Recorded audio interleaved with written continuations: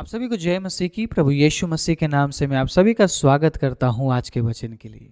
परमेश्वर के प्रिय लोगों, आज के वचन को मैं शुरुआत करने से पहले एक बहुत ही अच्छा उदाहरण मैं आपके साथ बांटना चाहता हूं। एक व्यक्ति अपने गाड़ी को लेकर टहलने के लिए निकलता है और कुछ दूर बाद वो किसी को इंतजार करते हुए देखता है और जब वो उस व्यक्ति के सामने पहुंचता है, वो उस व्यक्ति को देखकर बहुत ही खुश होता है, बहुत ही आनंदित हो जाता है। वो था प्रभु यीशु मसीह। वो कहता, प्रभु आप मुझे मिल गए परमेश्वर, आपको मैं कहाँ छोड़ूं प्रभु, क्या मैं आपको लिफ्ट दे सकता हूं? यीशु ने कहा, हाँ जरूर, अगर आप मुझे लिफ्ट देंगे मेरे लिए काफी मदद होगा, मुझे थोड़ा सा आगे तक जाना है, बहुत बहुत शुक्रिया। ये व्यक्ति कहता है, प्रभु मुझे शुक्रिया मत कहिए, आपका ही है सब कुछ प्रभु, मैं भी आपका हूं, ये गाड़ी भी आपका है, आप आइए प्रभु, आप आइए, फ्रंट सीट में बैठिए। तो अपने पहले गद्दी में वो यीशु को बिठाता है और वो बात करते करते कुछ दूर पहुंचते हैं। वहां पे उसका बहुत ही खास दोस्त उसे मिलता है। ये व्यक्ति अब असमंजस में है, मैं क्या करूं, मैं कैसे प्रभु से कहूं कि प्रभु आप बैक सीट में जाकर बैठिए, फ्रंट सीट में तो मैं अपने फ्रेंड को बिठाऊंगा क्योंकि बहुत ही करीबी मेरा दोस्त है। काफी हिम्मत जुटाने के बाद ये व्यक्ति कहता है, प्रभु क्या आप बैक सीट में जाकर बैठ सकते हैं, आप पीछे के सीट में आप बैठ सकते हैं क्या प्रभु, क्योंकि जो दोस्त इंतज़ार कर रहा है ये मेरा बहुत ही खास दोस्त है और इसे मैं आगे बिठाना चाहता हूँ। यीशु कहते हैं, कोई बात नहीं, मैं पीछे के सीट में जाकर बैठता हूँ। अब ये फ्रंट सीट में अपने दोस्त को बैठाता है और वो काफ़ी आनंदित होकर बात करते हुए जा रहे होते हैं। अचानक उससे एक और दोस्त मिलता है, वो भी बहुत खास दोस्त है। अब ये यीशु को बोलता है, प्रभु आप थोड़ा सा साइड हो सकते हैं, क्योंकि यीशु मसीह कहाँ बैठे हुए थे पता है आपको? बिल्कुल दरवाजे के साथ, मतलब विंडो वाले साइड में, खिड़की वाले साइड में। तो ये कहता है, प्रभु क्या आप थोड़ा सा साइड हो सकते हैं, मेरा दोस्त वहां पे बैठेगा। यीशु ने कहा, नो प्रॉब्लम, आने दो, बैठने दो। अब ये अपने अगले दोस्त को भी बिठाता है, थोड़ा सा आगे जाता है, एक और दोस्त उसे मिलता है। वो कहता है, प्रभु थोड़ा सा आप एडजस्ट कर सकते हैं। यीशु ने कहा, नो प्रॉब्लम, मैं एडजस्ट कर रहा हूं और मैं तैयार हूं एडजस्ट करने के लिए, बिठाओ आप। थोड़ी देर बाद उसे एक और दोस्त मिलता है। अब वो सोच में है, अब मैं कैसे यीशु को कहूं कि आप यहीं पे उतर जाइए, मैं कैसे प्रभु से कहूं कि आप यहीं पे उतर जाइए। अब उस दोस्त को बिठाना भी जरूरी है और यीशु से कहना भी जरूरी है। बड़ा हिम्मत जुटाकर ये कहता, प्रभु क्या आप यहीं पे उतर सकते हैं, मेरा दोस्त बैठेगा इस गाड़ी में। यीशु कहते हैं, कोई बात नहीं, आप बिठाओ, आपने एटलीस्ट मुझे यहाँ तक तो अपने साथ रखा। और वो अपने दोस्त को बिठाकर बहुत ही आनंद के साथ वहां से चला जाता है। आपको पता है इस उदाहरण से मैं आपको क्या समझाना चाहता हूं? जिस प्रकार कुलुस्सियों का किताब 2 अध्याय उसके 6 आयत में इस प्रकार लिखा है, जैसे तुमने मसीह यीशु को प्रभु करके ग्रहण कर लिया, वैसे ही उसमें चलते रहो और उसी में जड़ पकड़ते और बढ़ते जाओ, और जैसे तुम सिखाए गए वैसे ही विश्वास में दृढ़ होते जाओ और अधिकाधिक धन्यवाद करते रहो। आज इस उदाहरण और इस वचन से मैं याद दिलाना चाहता हूं परमेश्वर के प्रिय लोगों, कहीं आपने यीशु मसीह को आपकी गाड़ी के बैक सीट में तो नहीं बिठा दिया? कहीं आपने यीशु मसीह को अपने गाड़ी से उतरने के लिए तो नहीं बोल दिया? क्या आप जिस गाड़ी में सवार है उसमें यीशु मसीह है? क्या आप जिस गाड़ी में सवार है, क्या यीशु मसीह को आपने फ्रंट सीट में बैठाया है? जीवन एक गाड़ी की तरह है। अगर आप इस जीवन को चलाएंगे नहीं, अगर आप इस जीवन के साथ कुछ करेंगे नहीं, आप कभी आगे नहीं बढ़ पाएंगे। आप कभी उस डेस्टिनेशन तक पहुंच ही नहीं पाएंगे जहां आपको पहुंचना है, जहां वो गंतव्य स्थान है। आपको वहां होना पड़ेगा और आप नहीं पहुंच पाएंगे। मेरी बात समझ रहे आप परमेश्वर के प्रिय लोगों? आप कई बार अंगीकार करते हैं कि प्रभु मैं ऐसा करूंगी, मैं ऐसा करूंगा, लेकिन क्या हम ऐसा करते हैं?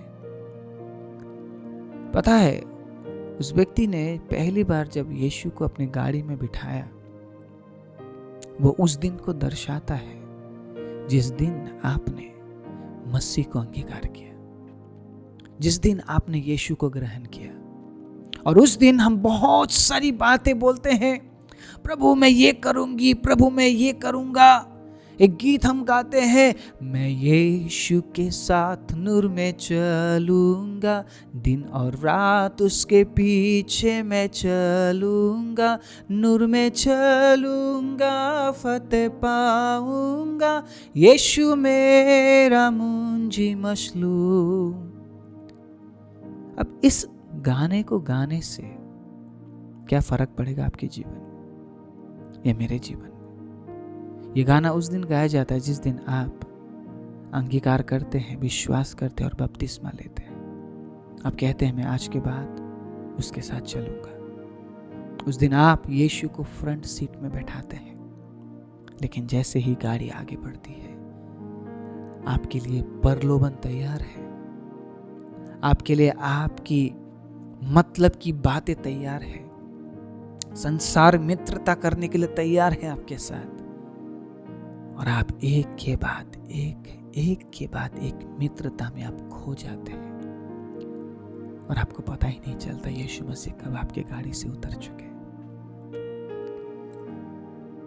आज का वचन पवित्र आत्मा से मैं विनती करूंगा कि प्रभु आज हमारे हृदय को छू। प्रभु,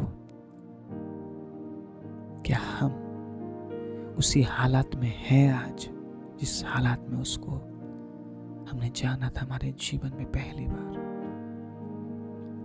परमेश्वर के प्रिय लोगों, आज मैं ये नहीं बोल रहा हूं कि कौन क्या है। आज मैं ये बोल रहा हूं, एक बार हमें खुद को जांचने की जरूरत है, एक बार हमें परखने की जरूरत है। वचन क्या कह रहा है? जैसे तुमने मसीह यीशु को प्रभु करके ग्रहण कर लिया, वैसे ही उसमें चलते रहो। अब आप ये नहीं बोल सकते मैं ग्रहण दूसरे तरीके से करूंगी और मैं चलूंगा या चलूंगी किसी और तरीके से। आप दो नाव में पांव नहीं रख सकते, आप दो नाव में पार नहीं जा सकते। आपको एक तरीका चुनना पड़ेगा। मुझे नहीं पता आपने उस अंगीकार वाले दिन में, ग्रहण करने वाले दिन में आपने परमेश्वर से क्या प्रॉमिस किया, क्या वायदा किया, मुझे नहीं पता। आप कहां से इस वचन को सुन रहे हैं, देख रहे हैं, मुझे नहीं पता। लेकिन आपको पता है, परमेश्वर जानता है आपने क्या प्रॉमिस किया था। और आज मैं याद दिलाना चाहता हूं, क्या आप उस प्रॉमिस में बने रहे? क्या आपने उस वायदे को पूरा किया? क्या आप अपने जुबान के अनुसार चलते रहे? परमेश्वर के प्रिय लोगों, वो जानता है आपको, वो जानता है आपके हालात को। कई बार हम सोचते हैं ना, प्रार्थना करने के बाद प्रभु सुनेगा या नहीं सुनेगा। हम सोचते हैं प्रभु भी मेरे समान भूल जाता होगा। कई बार प्रार्थना करके हम भूल जाते हैं ना। अगर मैं सही हूं तो आप एग्री कर सकते इस बात में। कई प्रार्थनाएं मैंने भी की, मैं भूल गया मैंने क्या प्रार्थना की, क्योंकि सालों पहले की प्रार्थना है। आपको पता है परमेश्वर नहीं भूलता है। आप प्रार्थना करके भूल जाते हैं, वो जवाब देना नहीं भूलता है। सालों बाद वो उस प्रार्थना का जवाब देता है कई बार, और आप अचंभित हो जाते हैं, ये कैसे हुआ, ये कैसे हुआ, ये चमत्कार हो गया। लेकिन आप भूल चुके हैं, आपने कई साल पहले उस विषय के लिए प्रार्थना किया था और परमेश्वर ने सालों बाद उसका जवाब दिया। आप भूल गए, लेकिन वो नहीं भूला है। आप वायदा करके भूल गए हैं। आपने क्या क्या वायदा किया था, प्रभु ऐसा करूंगी, प्रभु ऐसा करूंगा, आप वायदा करके भूल गए, लेकिन वो नहीं भूला है। आप समझ रहे इस बात को? आप वायदा करके भूल गए, लेकिन वो नहीं भूला है। वो जानता है आपने उस दिन क्या प्रॉमिस किया था, आपने क्या बोला था उससे। और कई बार हम उस बात, उस वायदे के कारण हम प्रभु में नहीं बढ़ पा रहे। आपको पता है,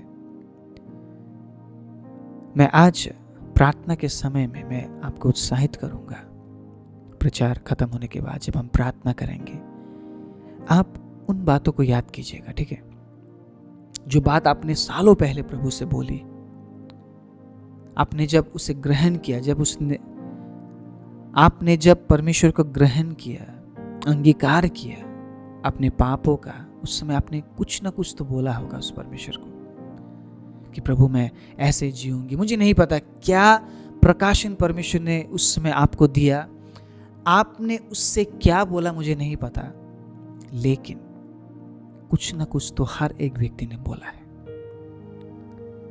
मैंने जो बोला है मैं वो काम कर रहा हूं। मैंने उससे वायदा किया था, प्रभु मैं आपकी सेवा करूंगा मेरी जिंदगी के हर एक पहलू में, और मैं वो काम कर रहा हूं। ऐसे ही बहुत सारे लोग अलग अलग प्रकार से परमेश्वर से वायदा करते हैं, और आज परमेश्वर अपने वचन से उन बातों को याद दिला रहा है हमें।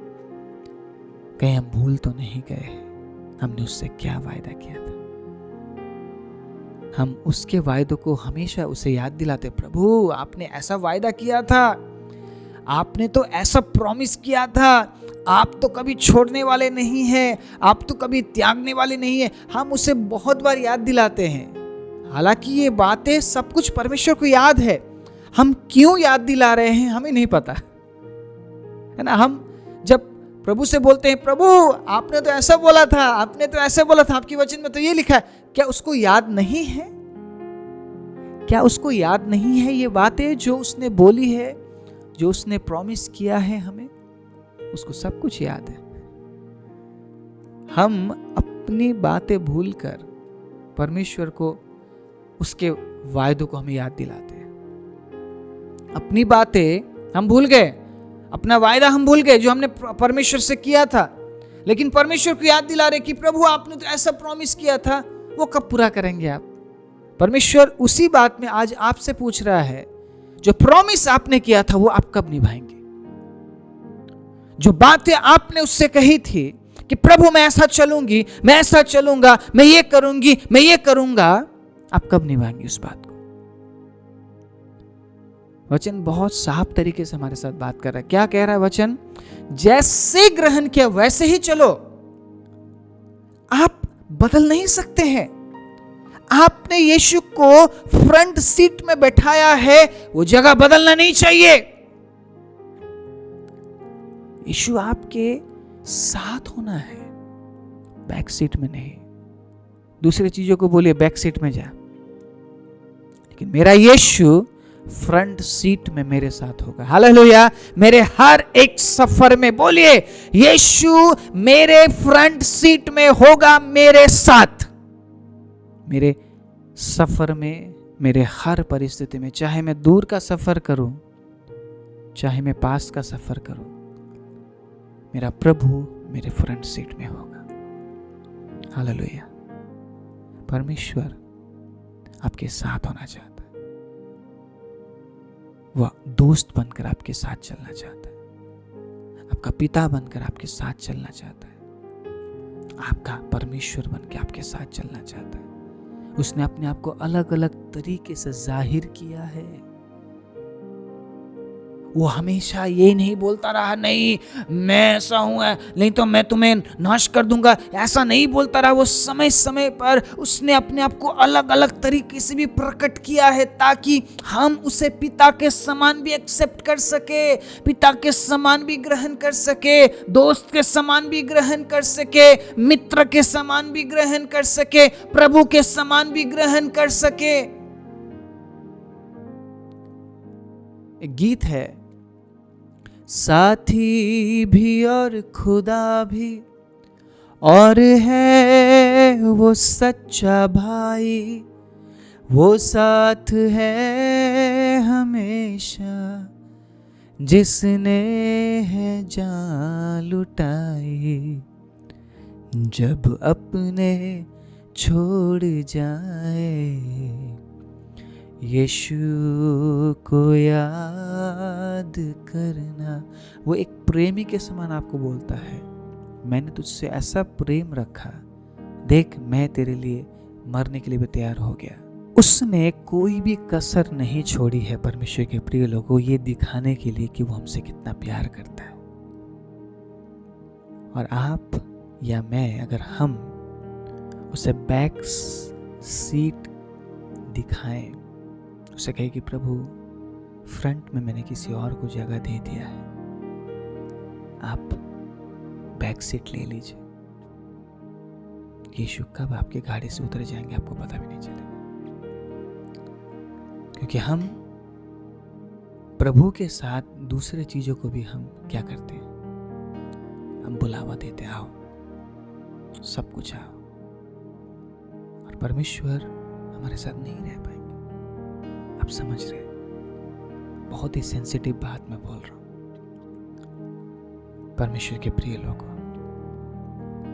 हम देख रहे हैं स्थिति कैसे बदल रही है। इसका मतलब अब हमें वचन के अनुसार काम करना पड़ेगा। चिन्ह और चमत्कार, भविष्यवाणी, चंगाई के पीछे हम ना ही जाए तो अच्छा है। अगर वचन आपके पास है, प्रभु की चंगाई आपके पास है। अगर वचन आपके पास है, छुटकारा आपके पास है। अगर वचन आपके पास है, अद्भुत काम आपके जीवन में आप देखेंगे। अगर वचन आपके पास है, अद्भुत आशीष आप देखेंगे। जो भी है वचन से है, और जो व्यक्ति वचन को छोड़कर बाहर की बातें करता है वो आपको भरमा सकता है। क्योंकि देखिए, उसमें जड़ पकड़ो। जैसे आपने मसीह को ग्रहण किया था वैसे ही चलो, और अगर आप वैसे ही चलेंगे तो आप जड़ पकड़ पाएंगे, क्योंकि आपने सीखा है। आपने सीखने के लिए टाइम दिया है। हम देखने के लिए टाइम ना दे, हम सीखने के लिए टाइम दें। समझ रहे बात आप? हम जितना अपने आंखों से देखते हैं ना, आप आंखों से देखकर कभी नहीं सीख पाएंगे। ध्यान से सुनना है मेरी बात। जितना आप परमेश्वर के वचन को सीखने के लिए आप समय देंगे, वो आपके जीवन के लिए लाभदायक होगा। लेकिन कई बार हम क्या देखना चाहते हैं? ओ कितने लोग चंगे हो रहे हैं, कितना चमत्कार दिखाया जा रहा है। सब कुछ चला जाएगा, एक दिन सब कुछ खत्म हो जाएगा। जो रहेगा वो ही वचन। अगर हम वचन के अनुसार काम नहीं कर रहे हैं, परमेश्वर के प्रिय लोगों, वो चिन्ह, वो चमत्कार, वो चंगाई, वो भविष्यवाणी काम नहीं आने वाली हमारे। परमेश्वर समय समय पर अपने लोगों को इस्तेमाल करता है। मैं विश्वास करता हूं परमेश्वर समय समय पर अपने लोगों को इस्तेमाल भी करते हैं इन तमाम कामों के लिए। मैं ऐसा नहीं बोल रहा हूं, मैं किसी बात पर विश्वास नहीं करता हूं। बाइबल अगर बोल रही है, बाइबल में अगर लिखा है कि भविष्यवाणी करो, चंगाई करो, चिन्ह चमत्कार, सब कुछ लिखा है, मैं खिलाफ नहीं हूं।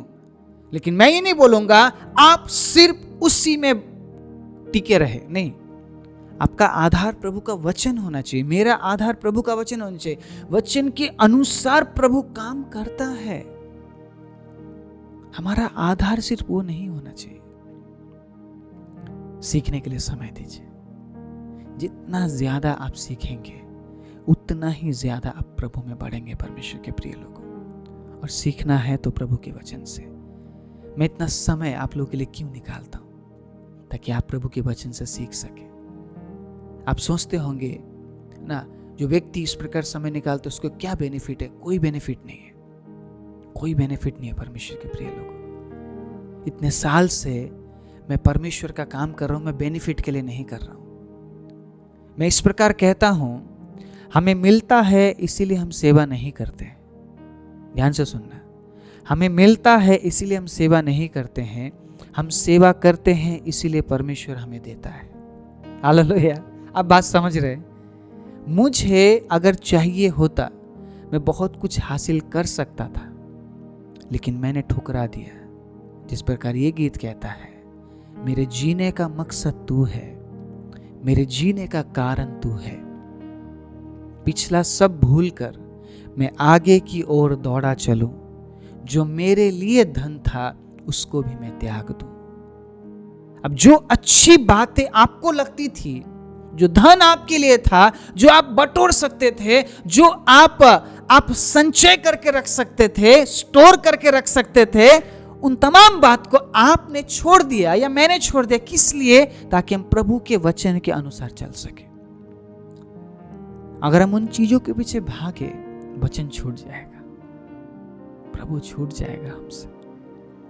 वचन और प्रभु अगर हमारे जीवन से दूर हो गया, छूट गया, उन चीजों को लेके मैं क्या करूंगा? इसलिए सुलेमान कहता है ना, सब कुछ व्यर्थ है, मैंने हवा को पकड़ा है। वो धनी था, वो बुद्धिमान था, प्रसिद्ध राजा था, क्या नहीं किया उसने अपनी जिंदगी में। उसके बाद क्या कहता है? हवा को पकड़ा मैंने। आज मेरे और आपके पास जो चीजें हैं, उन चीजों के जरिए हम ये नहीं बोल सकते कि हम अच्छे विश्वासी हैं। क्या आपके पास उसका वचन है? क्या आप अपने हृदय में प्रभु का वचन लेकर चल रहे हैं?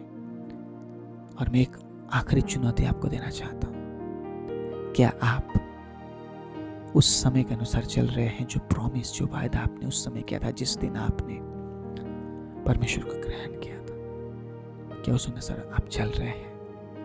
अगर आप चल रहे हैं तो आप एक सही राहों पर हैं। अगर आप नहीं चल रहे हैं, एक बार सोचने की जरूरत है। जो चीजें आपके पास है, वो चीज आपको परमेश्वर के पास लेकर नहीं जाएगी, आपको उद्धार नहीं दिलाएगी। परमेश्वर के प्रिय लोग, उन चीजों पर घमंड मत कीजिए, सांसारिक चीजों पर घमंड मत कीजिए। अपने ताकत पर, अपनी सुंदरता पर, अपने बल पर, अपने हुनर पर घमंड मत कीजिए। हम इसलिए बुलाए नहीं गए हैं, हम इसलिए बुलाए गए हैं ताकि उसके वचन के अनुसार तैयार हो सके। और अगर आप इस वचन को सीखने के लिए समय देते हैं, प्रभु के वचन को अध्ययन करने के लिए समय देते हैं, प्रभु के वचन को समझने के लिए आप समय देते हैं, परमेश्वर के प्रिय लोगों, आप ज्ञानी बनते हैं, आप बुद्धिमान बनते हैं। और कोई भी झूठा शिक्षक आपको प्रभु के वचन से दूर लेकर नहीं जा सकता। और आप उसी प्रकार चलेंगे जिस प्रकार परमेश्वर चाहते कि आप चले। और आप अपने प्रॉमिस, अपने वायदों को कभी नहीं भूलेंगे और उस अनुसार आप काम करेंगे जो आपने उससे बोला है, जो आपने उससे कहा है, जो वायदा आपने उससे किया है। आप उन तमाम बातों को याद करके उसके अनुसार चलेंगे परमेश्वर के प्रिय लोग। आइए अपनी आंखों को बंद करें। मैं कुछ समय आप सभी को देना चाहता हूं। पवित्र आत्मा की उपस्थिति हमारे बीच में है। वो सर्वव्यापी परमेश्वर है।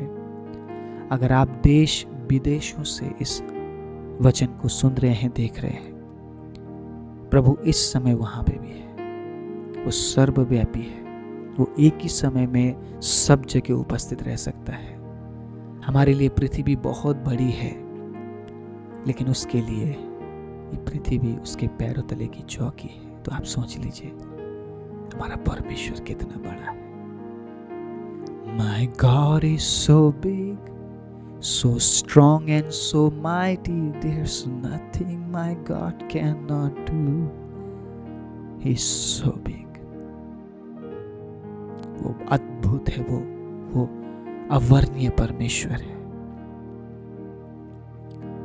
थोड़ा सा समय लीजिए और सोचिए आपने उससे क्या प्रॉमिस किया था, आपने उससे क्या बोला था, आपने उस परमेश्वर को क्या वायदा किया था। क्या आज उस वायदे, उस प्रॉमिस, उस बातों को आपने पूरा किया? क्या आप उसी अनुसार चल रहे हैं आज परमेश्वर के प्रिय लोगों? एक बार याद करते आइए परमेश्वर के प्रिय लोगों, ताकि हम उस परमेश्वर के साथ चल सके। प्रभु धन्यवाद अद्भुत समय के लिए पिता। पवित्र आत्मा धन्यवाद आपकी उपस्थिति के लिए। प्रभु जितने भी भाई और बहन इस वचन को सुन रहे हैं प्रभु, और इस समय वो सोच रहे हैं, वो विचार कर रहे हैं पिता, किन बातों को उन्होंने पूरा किया है, किन बातों में वो पीछे रह गए हैं पिता। जब इन बातों को वो सोच रहे हैं, पवित्र आत्मा आप उन्हें याद दिलाइए और होने दीजिए आज के वचन के अनुसार प्रभु हम आपको अपने साथ लेकर चल सके, अपनी गाड़ी में फ्रंट सीट में हम आपको बिठा सके प्रभु, और जो वायदा, जो प्रॉमिस हमने आपसे किया प्रभु, उन बातों को याद करते हुए प्रभु उसी अनुसार हम चल सके, ताकि हम सिखाए जाए और प्रभु हम मजबूती से जड़ को पकड़े पिता, ताकि हम गिरने वाले ना बने परमेश्वर, हम टूटने वाले, बिखरने वाले ना बने परमेश्वर। धन्यवाद देते हैं प्रभु, आपने आज इस वचन से प्रभु तमाम लोगों के हृदय को छुआ है प्रभु, हम विश्वास करते हैं। प्रभु आप सभी पर अनुग्रह कीजिए, आशीष दीजिए, बरकत दीजिए। सारी महिमा आपको देते हुए प्रार्थना प्रभु यीशु के नाम से मांगते हैं, आमीन।